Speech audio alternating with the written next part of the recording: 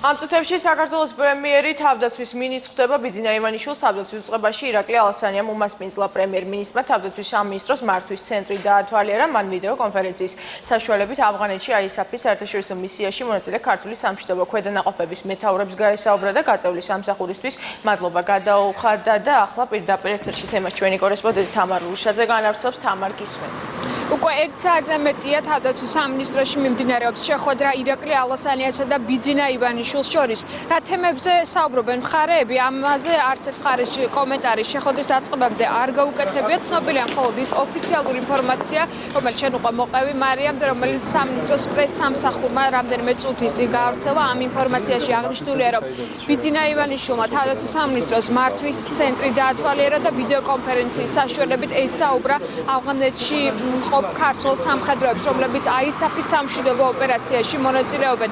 პრემიერ-მინისტრმა მათ მადლობა გადაუხადა გაწეული სამუშაოსთვის. ასევე, როგორც თავდაცვის სამინისტროს მიერ გავრცელებულ ინფორმაციაში არის ნათქვამი, ბიძინა ივანიშვილმა ასევე მიმართა საქართველოში დისლოცირებულ სხვა სამხედრო ნაწილების მეთაურებსაც და განაცხადა, რომ საქართველოს მთავრობა ყველაფერს გააკეთებს იმისთვის, რომ მათ ღირსეული სამსახური გაუწიონ ქვეყანას. მე მინდა დიდი მადლობა გადაგიხადოთ და თქვენს თელშემადგენლობას დიდი მადლობა გადაეცით, რომ ჩვენ კარგად ვაცნობიერებთ, რომ თქვენ სამშობლოს ემსახურებით. ჩვენ ვამაყობთ იმით, რომ ჩვენი ჯარები და თქვენ პირადად ჩართული ხართ საერთაშორისო თანამეგობრობის საერთო პროცესში, ის რომ მშვიდობის დამყარების პროცესებს ვეხმარებთ ავღანისტანში. და თქვენ ძალიან დიდ სამსახურს უწევთ ჯერ თქვენ სამშობლოს და მერე მთლიანად მსოფლიოში სამშვიდობო პროცესებს. დიდი მადლობა მინდა გადაგიხადოთ და ჩვენ ძალიან კარგად ვაცნობიერებთ თქვენს ფასს და გავუფრთხილდით მაქსიმალურად სიცოცხლის ჯანმრთელობას და თითოეულ თქვენთანაც. ჩვენი მთავრობა, თქვენი მინისტრი ყველაფერს გავაკეთებთ იმისათვის, რომ თქვენ ღირსეული სამსახური შეგეძლოთ სამშობლოს დასაცავად. კიდევ რა თემებზე მიმდინარეობდა საუბარი დღევანდელ შეხვედრაზე და იყო თუ არა დღის წესრიგში ესეთი საკითხები, რომლებიც ბოლო დღეების განმავლობაში გაჟღერდა ბიძინა ივანიშვილის მიერ თავდაცვის მინისტრის მისამართით. ამას ჩვენ შეხვედრის დასრულების შემდეგ გავიგებთ. მე კიდევ ერთხელ შეგახსენებთ, რომ უკვე 1 საათზე მეტია მიმდინარეობს ეს შეხვედრა. მისი დასრულების შემდეგ სავარაუდოდ მხარეები კომენტარებს გააკეთებენ. მადლობა თამარ რუშაძე გვერდებოდა პირდაპირ ეთერში. პრემიერისა და თავდაცვის მინისტრის შეხვედრას პარლამენტში აფასებენ. უმცირესობა აცხადებს, რომ ივანიშვილისა და ალასანიას შეხვედრის ხაზგასმით დაანონსება მათი აზრით ბოლო პერიოდში კოალიციაში არსებულ უთანხმოებას უკავშირდება. უმრავლესობაში კი ამბობენ, რომ შესაძლოა კითხვის ნიშნები არსებობდეს, თუმცა ეს კოალიციაში პრობლემებს ვერ შექმნის და პრემიერი და თავდაცვის მინისტრი თანამშრომლობას განაგრძობენ.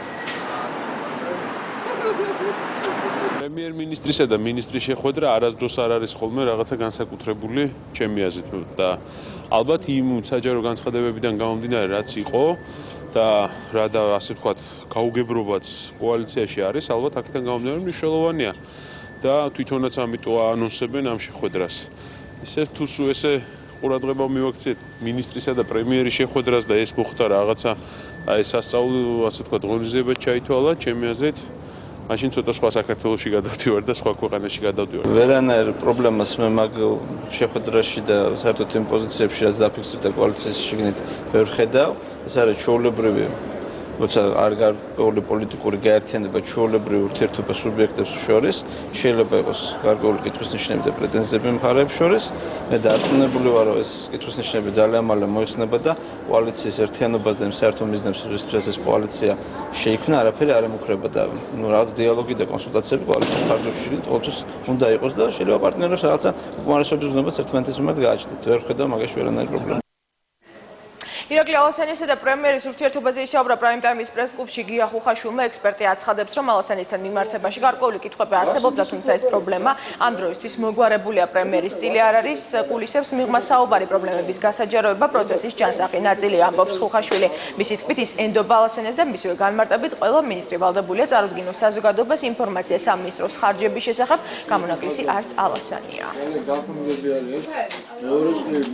მიუხედავად გარკვეული კითხვებისა შეიძლება გარკვეული ესე რომ ვთქვათ არასასიამოვნო საუბრისა, რაც ჩვეულებრივი ამბავია ადამიანებს შორის, ისინი შეთანხმდნენ, აგრძელებენ თანამშრომლობას. ირაკლი ალასანია რჩება თავდაცვის მინისტრად, კოალიცია არის ერთიანი, ანუ პრაქტიკულად არაფერი არ მომხდარა. ეხლა ისეთი მე ვფიქრობ არაფერი არ მოხდარა ახალი გუშინ, რამაც შეიძლება რაღაც ახალი ტალღა გააჩინოს რაღაც ტიპის ქმედებებში.